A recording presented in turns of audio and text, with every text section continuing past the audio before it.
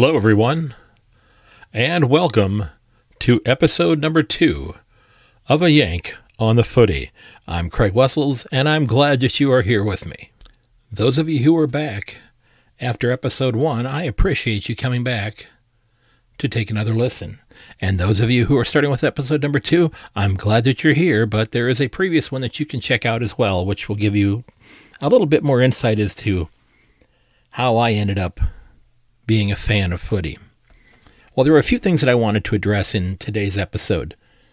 And one of them, first off the bat, is the fact that I had a wonderful experience here recently with a Geelong fan who I consider a friend, although I've never met him in person.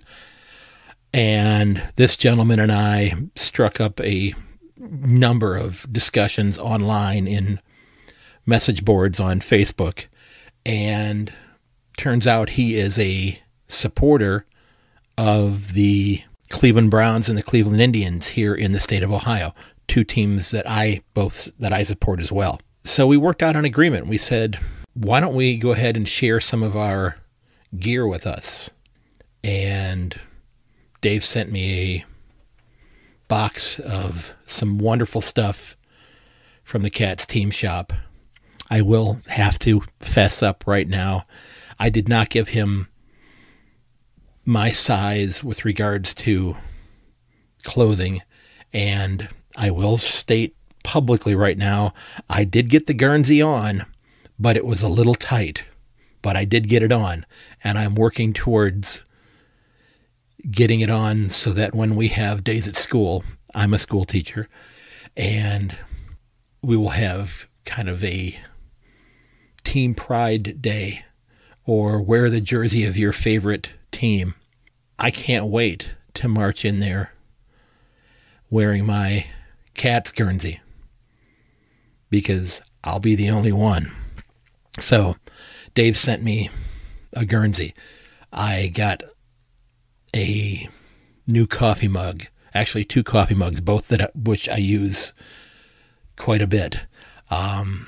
A Patrick Dangerfield doll, I guess would be the best way to describe it, which I have prominently displayed right on the corner of my desk in my classroom. A new Cats pennant that's right alongside my 2017 team photograph of the Cats, as well as a number of other items that I'm utilizing, including the mouse pad that is right next to me on my desk. Well, I had been looking at trying to find things to send to Dave, and I did some online shopping, and it took me probably longer than it should have in order to find the things that I wanted to send. And I finally did send him a box that had 3 or 4, I think 4 shirts of the Cleveland Browns, the Cleveland Indians. One of them happened to be a shirt that was a Cleveland Indians shirt that looked just like the blue and white hoops that the Cats wear. I was thrilled that I found that one. I had it sent to me from Texas, and it's now been sent on to Australia. I sent along a couple of ball caps, some hats. I sent along a beer stein and some bobbleheads of some Cleveland Indians players. And one of the things that I truly enjoyed putting together for him was a binder of baseball cards and football cards. Now, I've been a collector my entire life. I'm not really active with it right now. I don't go out of my way to buy cards these days, but I did buy cards for my son as he was growing up. He's now 22 years old, and kept all the cards that I had, some of them going back into the 1950s, but most of mine starting in the 1970s. And I went through all of my cards, and there are over 100,000 of them. And I put together a binder of a little over 800 baseball and football cards. Many of them, most of them Cleveland Indians and Cleveland Browns, but the rest of them being Major League Baseball Hall of Famers and National Football League Hall of Famers. And I thought that was possibly the best thing that I could provide to give insight into the game, as those probably have never been seen before in Australia. And I could be wrong on that. So by all means, correct me if I'm wrong on that. So I just wanted to publicly say thanks to Dave, because his gift was terrific. My wife was ready to pinch my head off, though, when she found out the cost of shipping the box to Australia. Well, I told her that there's a good likelihood that I'll be sending another one in the not too distant future. And I have a couple of items that do have some weight to them. So hopefully she will not get too upset with me. But one of the things I really wanted to talk about today was something that, as a new fan of the game, I've really noticed. And it is so exciting to see, and so much fun to see happening with the way the game is embraced in Australia. That thing, if you will, that I noticed is the camaraderie that seems to exist between the supporters of teams in Australia and the teams themselves. There seems to be a genuine love affair between the fans of the team and the players, because while it may not be right to say that the players are so much more approachable than players in the National Football League or in Major League Baseball, it sure seems that way, because I spend a lot of time looking at social media and seeing how people interact with other individuals. And what I've come to notice, and I see this during the games as well, where the teams involve the fans, the supporters, holding up the banners before games, going around and shaking hands with them after the games, and just seeming to know that symbiotic relationship is important. That doesn't exist, to me, at least what I've seen in the National Football League or in Major League Baseball. And part of that, to me, is simply because in American sports, the athletes here, and I don't fault them for this, they're earning as much money as they possibly can, and I don't have a problem with people earning as much as they possibly can. But they seem to have almost priced themselves out of having to interact with the fans. I'm not sure if you understand what I mean with that, but there seems to be a chasm between the fans in baseball and in football, as opposed to what happens in footy in Australia. You have average baseball players who are not stars, who are making $2.5, $3, $4, $5 million a season. Now, as I said before, I don't begrudge anybody about that. Earn as much as you possibly can. That's fantastic. It's a market-based system. If that's what the owners are going to be willing to pay you, then by all means, take that. Now, what you may not know is that in baseball here in the United States, there is not a salary cap.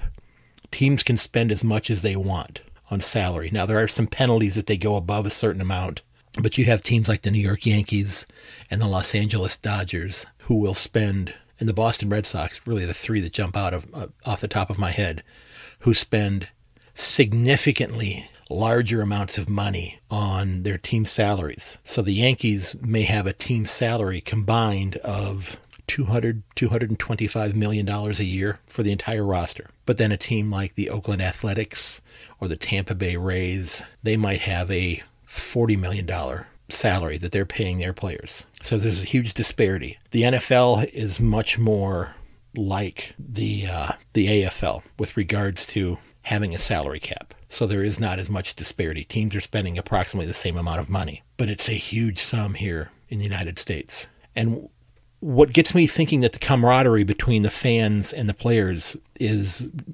greater, and I'd love to hear stories from you on this, so by all means, shoot me an email at ayankonthefooty@gmail.com.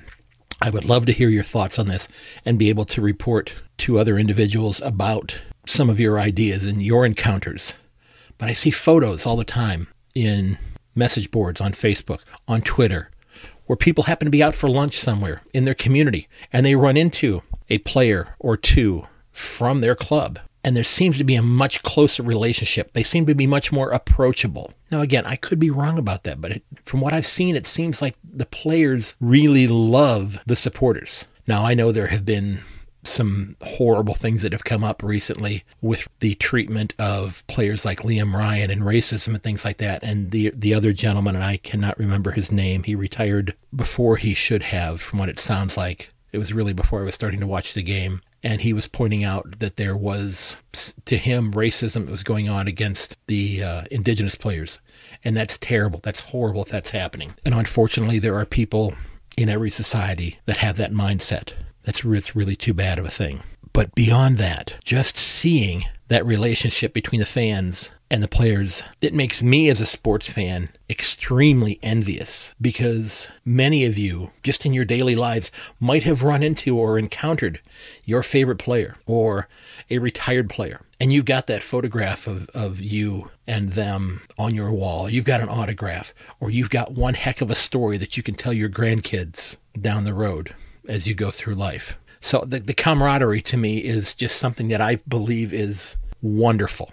And it's something that I wish we really had in our games here in the United States. But like I said, I think they've really priced themselves out of that. That maybe the players have started to think that they are superior. I don't mean athletically. I mean just superior to the rest of society. You know, we have players that play on my favorite football team, the Cleveland Browns. We have somebody that's driving a car that he had made in the team colors on the car, a bright orange car, and the hood ornament, the little medallion, if you will, on the front of the car, is actually a little statue of himself.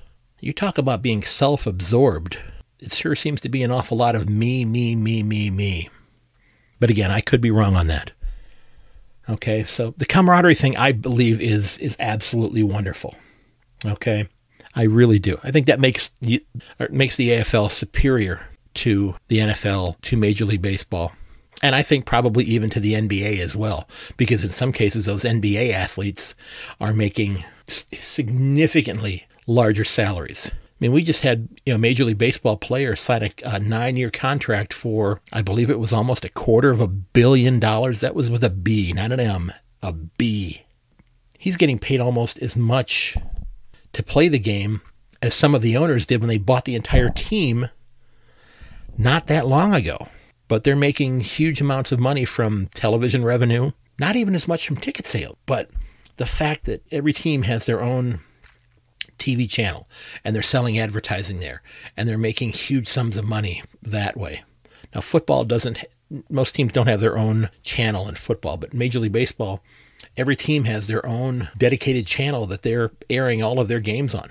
So as a Cleveland Indians fan, I can watch, out of the 162 game season, I think 155 of their games will be on there, and the other 5 or 6 might be on ESPN or on the Major League Baseball network. Heck, even one was on YouTube last year. There was one game on YouTube, and that was very awkward to watch a baseball game on YouTube when the people who were broadcasting the game spent more time talking about YouTube than they did about the baseball game. But enough about American sports here, okay? I really wanted to just make the point that there is a disparity, in my opinion, between footy and American sports, okay? One of the other things I wanted to bring up was to talk about, first of all, the US AFL announced this week that they're going to be holding their national tournament in October of next year, on October 10th and 11th in Ontario, California. And that's exciting. I saw that posted on the Supporters of US AFL/AFL website on Facebook, and have talked to a lot of people on there. Well, you know what I mean by talking on there, not like this. And I'm hoping to develop some good relationships with the people that are there, that I can maybe set up some interviews with those folks as well. And I'm going to be reaching out to you in the not too distant future again to try to get some people interested in conducting some interviews, because I would like this podcast to ultimately be something that most of it tends to be driven by people that I'm talking to, not necessarily me. Sure, I want to spend some time talking about my observations, but then I also want to be able to talk about the views that other people have, what they've experienced, their greatest moment watching footy, their biggest heartbreak. What are they looking forward to during the upcoming season? What went on last week or the previous week once the season gets rolling that left them frustrated or left them excited? But they had a discussion board on Facebook where they were talking about what can be done to try to introduce the game more readily here in the States. Now, sure, we have dozens of teams playing the game here in the States, But these are people who were already adults.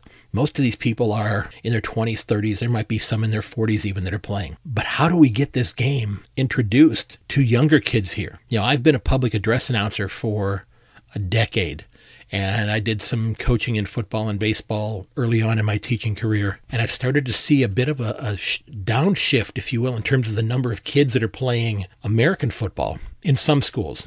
Not in every school, but in some schools. But there's been an uptick in the number of kids playing soccer. I've seen a lot more kids playing soccer than I have seen in a long time. Now, I have heard that there are some communities around the country that are holding camps and exhibitions, if you will, to show the game to younger kids, to try to spark that interest. Because, let's be honest, footy is an entirely different skill set than pretty much anything that happens here in the United States. Sure, there's kicking with soccer. There are some kids that are playing rugby. There's a minimal amount of kicking going on in the actual game of football, ironically enough, or what we call football. But just the simple fact that we have so many young kids that are looking for something to do. And this is a game that, in many cases, it's new to them. They've never seen it before. And there's a lot of aspects of this game that I think would be exciting. So they brought up, I thought, a great point on that message board online on Facebook.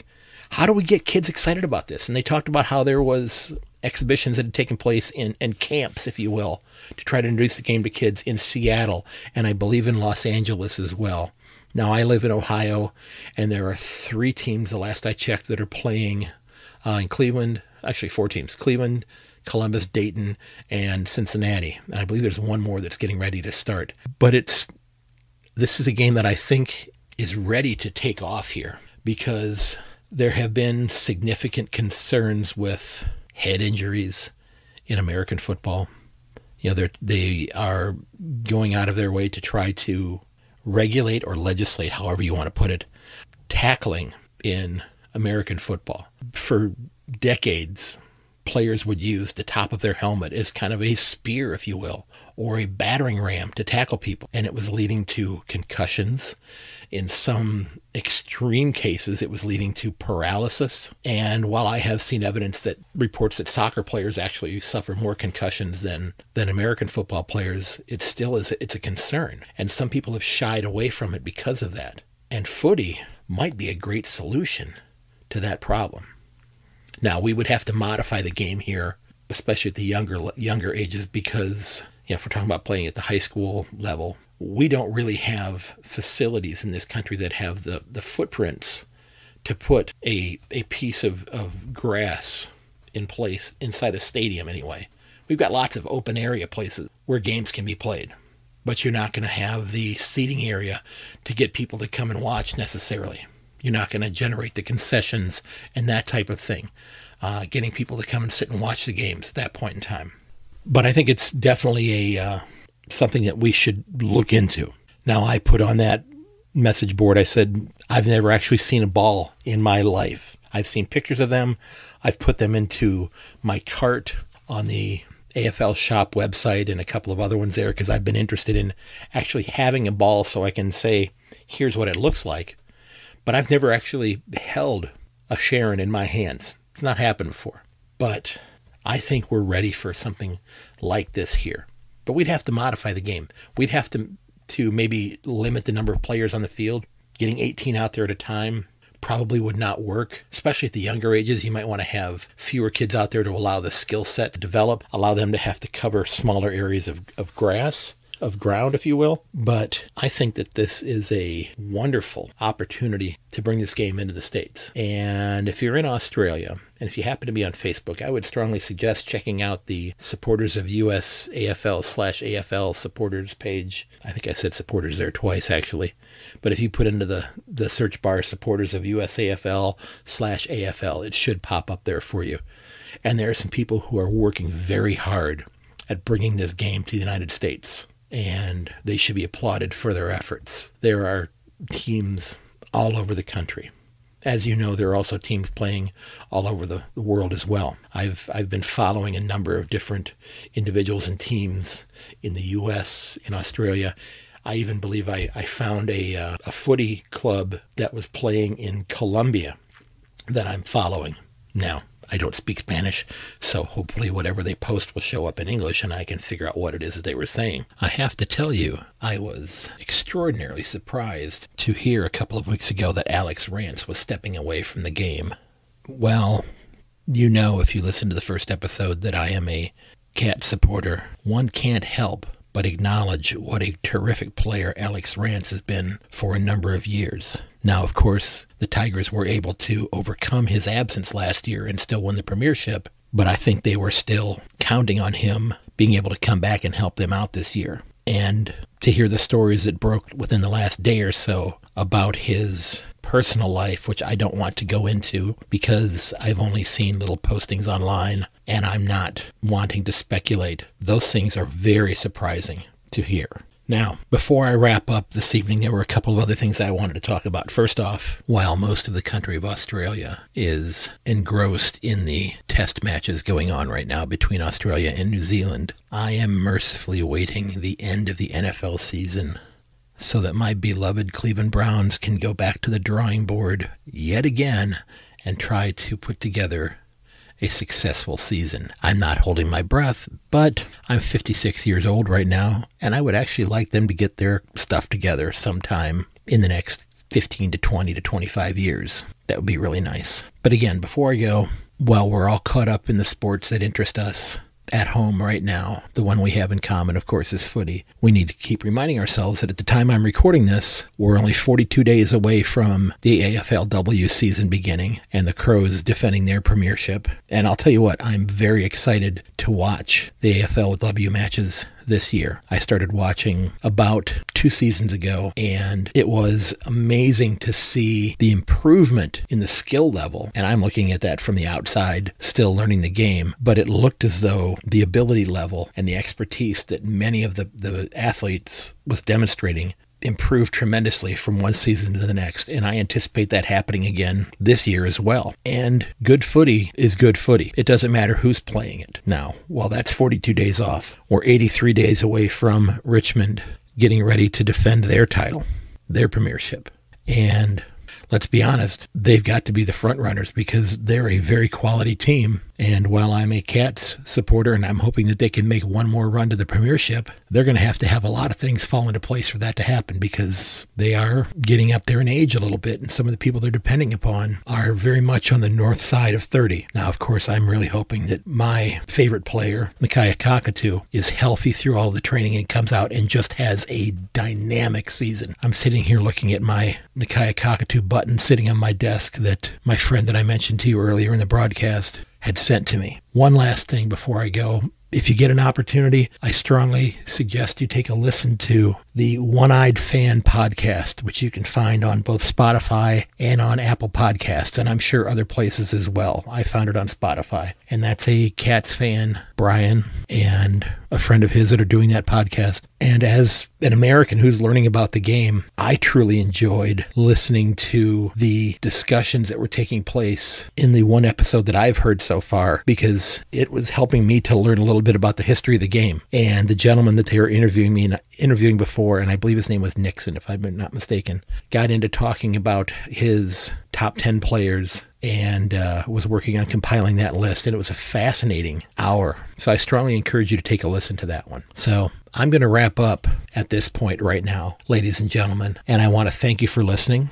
And I hope that you'll come back. And I want to remind you that you can reach me and follow me on Twitter at Yank_on, or on Instagram or Facebook or YouTube at A Yank on the Footy. You can email me at ayankonthefooty@gmail.com. And if you'd please consider subscribing to my podcast, I would greatly appreciate that. I would love to have you come back and listen again. As I'd mentioned earlier, I believe one of my goals is to start conducting interviews here with people who are fans of the game. Now, of course, I would love to interview someone like Patrick Dangerfield. I would love to interview Mason Cox, being an American player. I would love to interview some wonderful former players.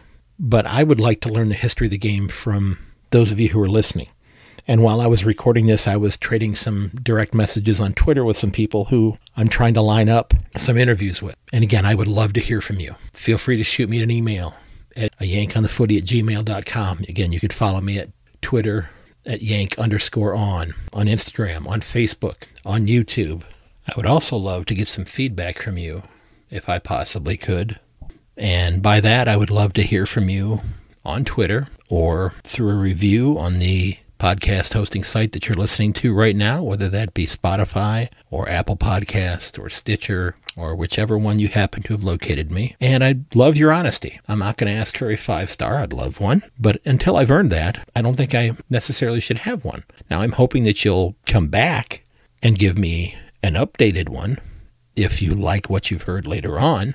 But I'm working to improve. I'm getting more comfortable with what I'm doing. I'm having fun with it. And that's the goal here, is to learn more about this game and to let you know that there are people on the other side of the planet that love your game. And we're so appreciative of you for sharing it with us. One of the other things that I would love to have happen would be that if any of you happen to have questions for me, things that you want to know about my experiences with footy or my life in general, I'd like to address those in upcoming episodes. So if you have a question for me about footy or why in the heck I chose to support the team I chose to support and not yours, or I chose yours, by all means, feel free to shoot me a message.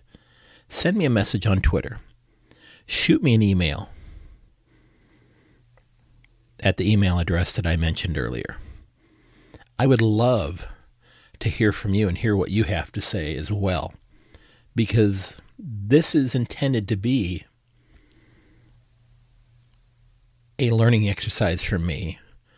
I want to learn not only what the people in the media and the athletes and people that we would typically hear from about sports, what they think. I want to know what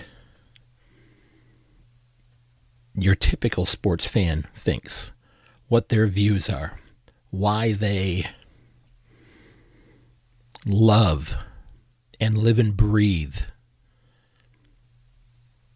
for the black, red, and white, or for the orange and white, or for the black and gold,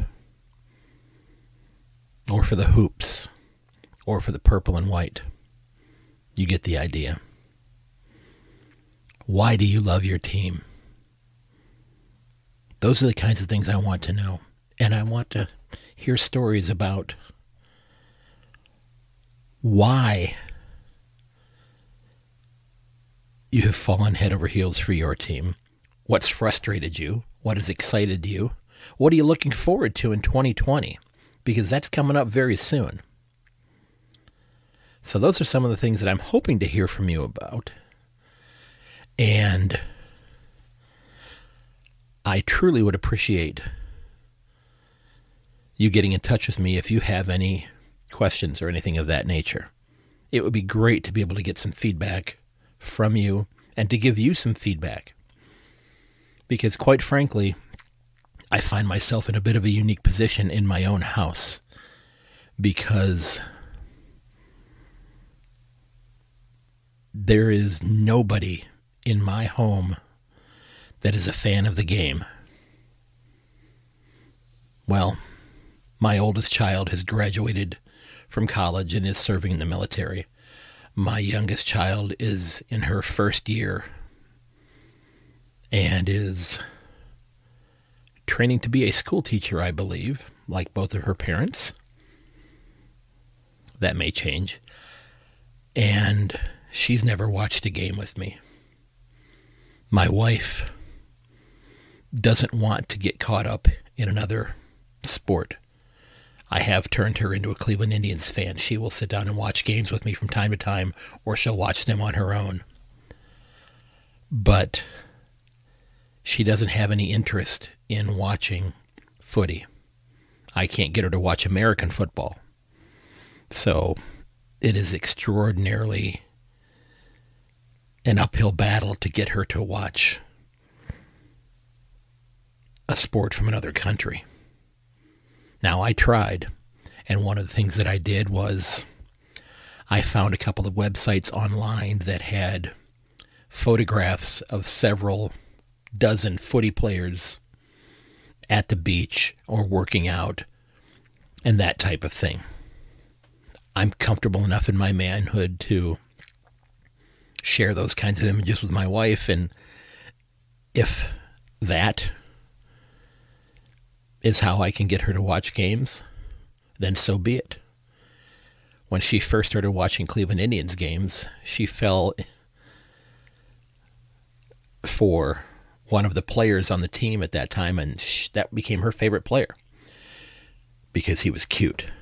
So I figured, what the heck, I would try that in this situation. Well, that didn't work out the way I had hoped. But I'm going to keep plugging along, and I'll try. And if this podcast takes off the way that I hope it does, and I get some steady listening, and people want to hear my point of view, and people want to talk to me about their views on the game, maybe she'll come around. I was hoping to watch a couple of old games during my break from school here at Christmas time, but the Watch AFL app website has not yet sent me my new login code for this year. I became an international member of the Cats this year, and with that came the season pass for the Watch AFL app. They said it was supposed to be sent out in December, and we are very close to running out of December as I'm making this podcast. Unfortunately, I had planned on having one of my friends come over who has started to show some interest in the game and has said that he in fact wants to come with me to Australia when I finally get there to watch some games. And we were going to watch a game from this past year or maybe the year before that. I was going to pick one at random, and we were going to sit down and watch it. But unfortunately, I'm locked out of the Watch AFL app until I get my new code. Now, it's a great app. If you're here in the States, it is a must-have if you're a footy fan. We get one game a week on the Fox Sports channel, and that's it. I definitely want more than that. So, it was worth the $129 to become an international member, because quite frankly, that was cheaper to become the international member and get the Watch AFL app than it was to get strictly the Watch AFL app the last couple of years. I wish I had checked into that a little bit more closely, because I would have liked to have had the app available along with all of the goodies that come from the club. Now, that hasn't arrived yet either, but with international shipping, I don't think that's going to be here anytime soon. I am going to go ahead and wrap this up now, ladies and gentlemen. Again, I thank you for listening to episode 2 of A Yank on the Footy, and I hope that you'll come back again, and I hope to have my first interview episode out very, very soon. Thank you. I want to ensure that I thank Joseph McDade for his music that I'm using as my intro and my outro music. Mr. McDade creates some fantastic music, and I'm using 2 of his pieces, one called Backplate and the other one called Elevation. You could find those pieces and many others at josephmcdade.com/music. That's josephmcdade.com/music. Mr. McDade, thanks again for your hard work and your wonderful musical pieces. Again, ladies and gentlemen, I want to thank you for taking time out of your busy day to give me a listen, and I truly hope that you'll come back again as I continue my journey to learn as much as I can about this beautiful and wonderful game. Because, while many of us are fans of our teams, deep down, we're fans of a game that we all love, and that's the game of footy. Again, ladies and gentlemen, I thank you for listening, and I ask that you share this podcast with your footy friends, and may your dribble kick never hit the post. I'll catch you later.